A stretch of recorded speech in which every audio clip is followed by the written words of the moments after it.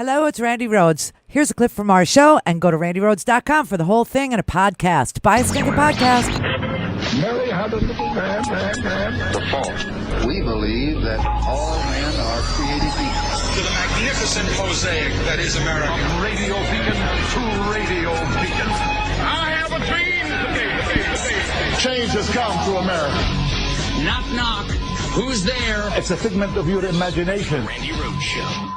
Turn up your mind. So, of course, Fox News this morning called the Congresswoman a liar and said the family was a bunch of ingrates and they should just be grateful that the president called them at all, and that is, and then Sarah Huckabee Sanders just completed her daily press briefing, and of course, she called the family a liar. She called the Congresswoman a liar. She called the family a liar. She was asked, what proof does the president have? The president's call, as accounted by multiple people in the room, believed that the president was completely respectful, very sympathetic, and expressed the condolences of himself and the rest of the country, and thanked the family for their service, commended them for having an American hero in their family.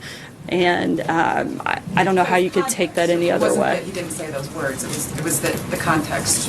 He felt that she put it in the wrong context. Is that it? I'm not going to get into the back and forth. I think that the sentiment of the president was very clear. He took the time to make a call to express his condolences, to thank the family for this individual's service. And I think it, frankly, is a disgrace of the media to try to portray an act of kindness like that and that gesture, and to try to make it into something that it isn't. These soldiers, these Green Berets that died in Niger, they wouldn't have even, come up if it hadn't come up at this crazy press conference that he gave the other day. They wouldn't have they wouldn't have heard from Donald Trump. There's the mother of an Army specialist. Her name's Etienne Murphy, or Etienne Murphy is the person who died, 22 years old, from Georgia. The mother of this Army specialist didn't hear from Donald Trump. Never heard from Donald Trump. And so she wrote to Donald Trump 6 weeks ago asking, are you ever going to, express your thanks for, my son's service? And still nothing.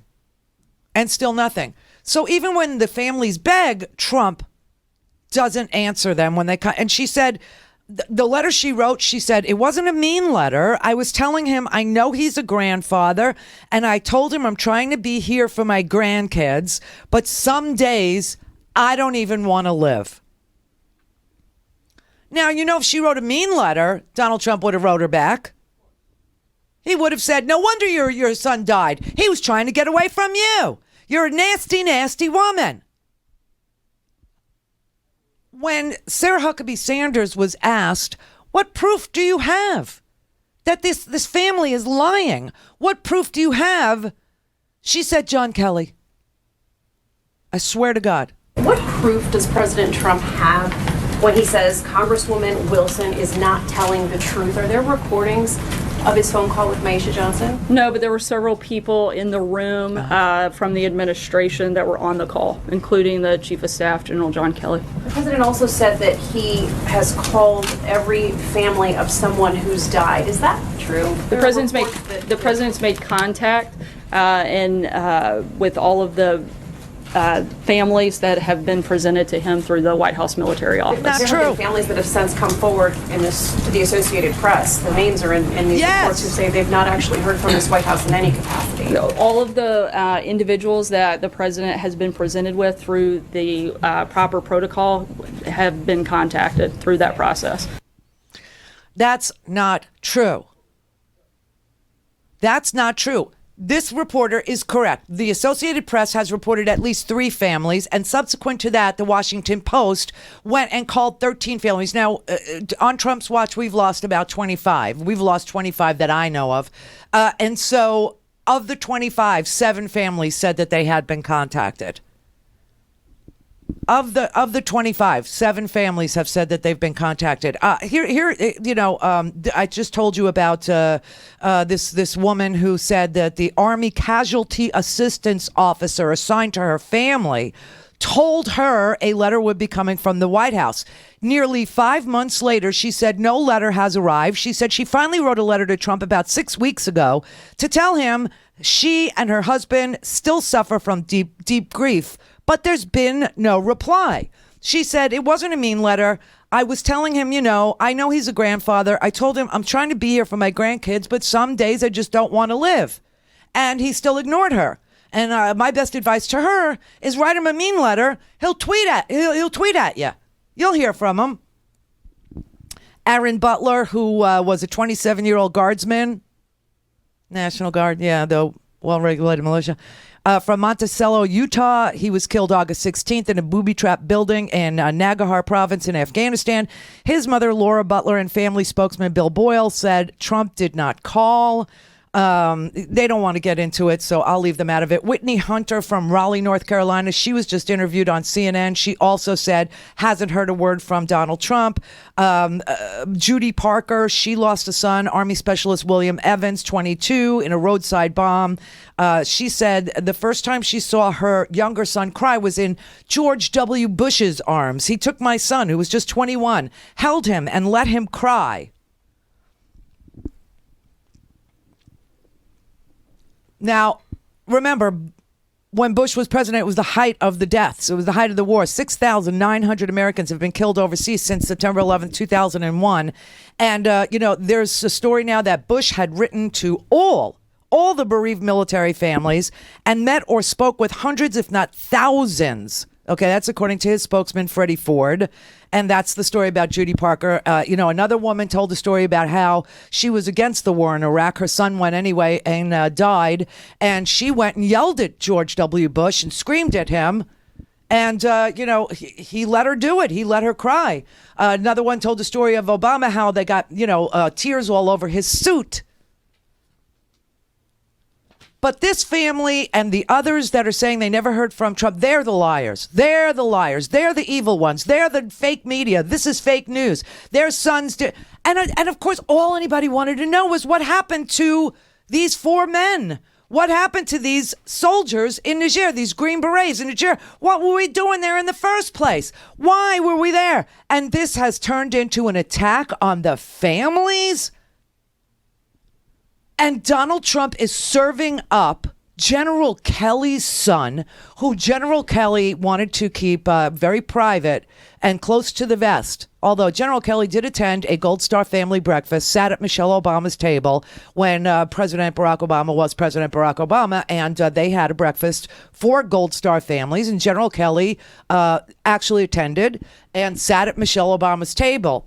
But ever since then, General Kelly has been talking about other families' losses. There's been thousands of them, and he doesn't want his son, because of his position as a general, to take away from the other family's sacrifice. And so he doesn't bring up his son very often. But Donald Trump has put General Kelly in the middle of this this whole thing where he politicized the deaths of soldiers just to show that he's better than Barack Obama. He's better than George W. Bush. He's better. He's a bigger, better boy. Well, they asked me that question, and for the most part, to the best of my knowledge, I think I've called every family of somebody that's died.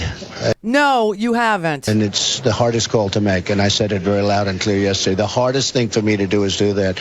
Now, as far as other representatives, I don't know. I mean, you could ask General Kelly, did he get a call from Obama? You could ask other people. I don't know what Obama's policy was. Then why are you talking about Obama? If you don't know, why are you saying he didn't do X, Y, Z? I mean, it's ridiculous. Everybody has tweeted that was around Obama. Everybody from the I will say, Donald Rumsfeld did send out robo-signed letters for a really long time in the height of the killing. And finally, Donald Rumsfeld got caught and he denied that he was doing it. Then he admitted he was doing it, and then he said, okay, I will actually personally sign them.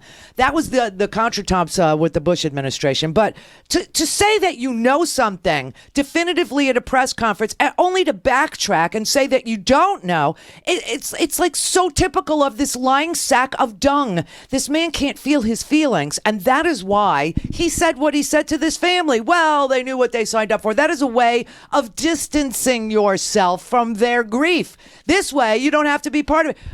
You should have said, what can I do for you now? What do you need? How is your family? I know this is a tough time. Do a little research. Find out that this woman is pregnant with their third child, that he's only 25 years old. Instead of lying. General, to those in the audience who aren't 100% familiar with you, as a commander, you take the loss of men and women under your command very seriously. You literally keep close to yourself a box of their tags and remembrances of who they are because they live with you every day because of that command. We understand that respect. What bothered you about what the president said yesterday? A couple things, Chris, and you've pointed it out on several occasions already this morning. First of all, the president lied. Then he attempted to blame the generals for telling him what he lied about.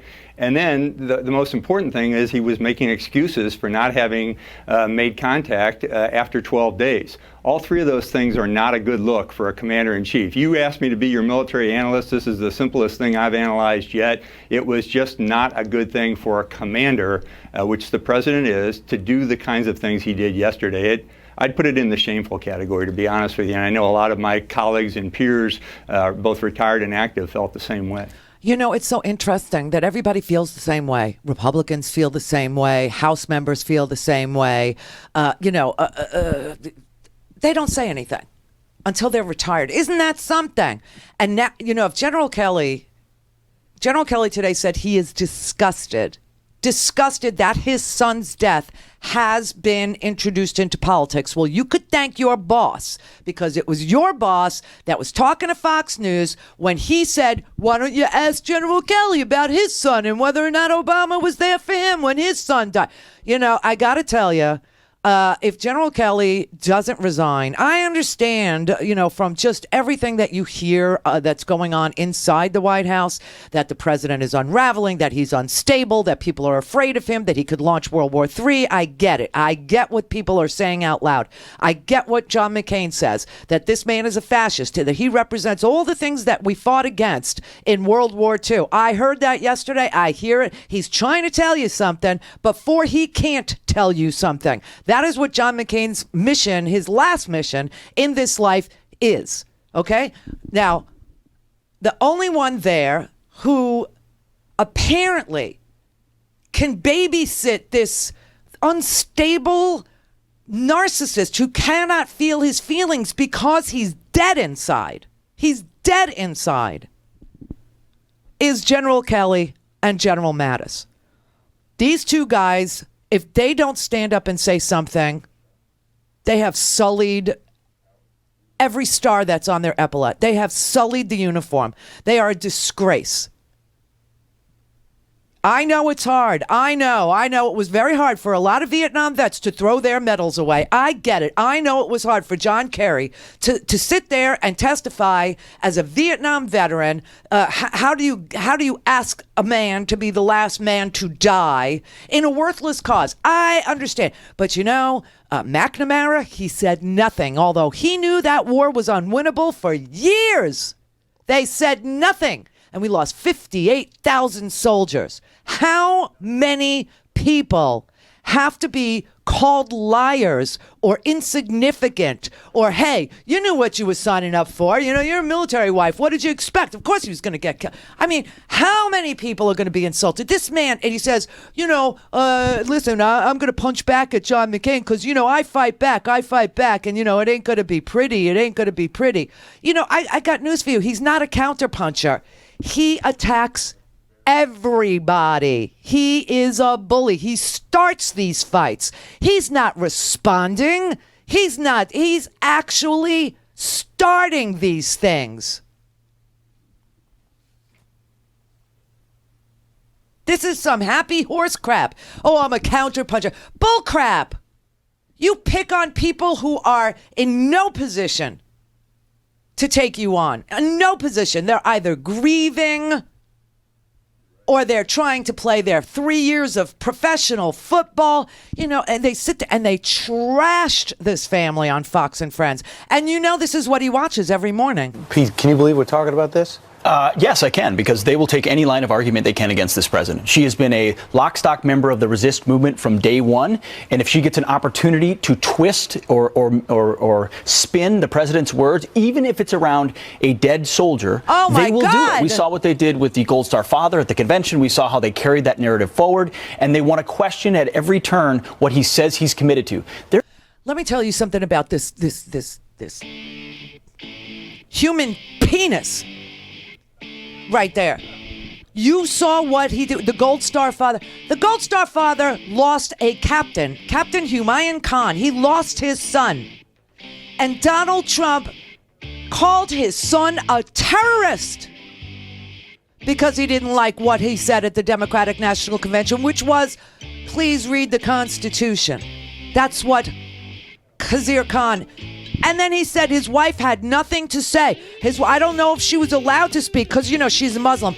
When's the last time he stood next to Melania and Melania had anything to say about the suffering in Puerto Rico she saw, or about this, or about... She says nothing. Maybe she's not allowed to speak. Maybe he beats her. Would you like that? Would you like us to say crap like that about you? Calling Captain Khan a freaking terrorist, and then Fox twisting it. Go to RandiRhodes.com for the whole thing and a podcast. Buy a stinking podcast.